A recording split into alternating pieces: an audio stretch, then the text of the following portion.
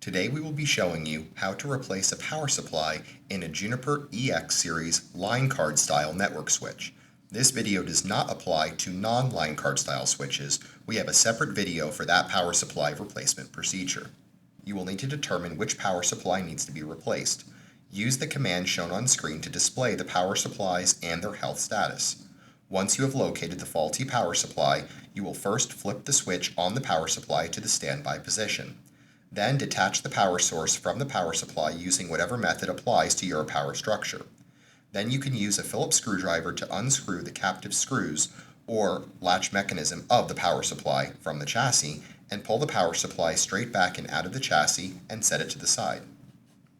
Slide the replacement power supply in and secure it with the captive Phillips screw.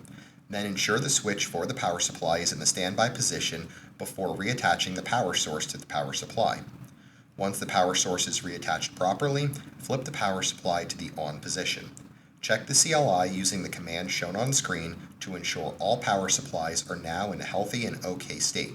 The replacement is now complete. If you have any issues with your power supply replacement, please contact us at support@therocketplatform.com and we will assist you.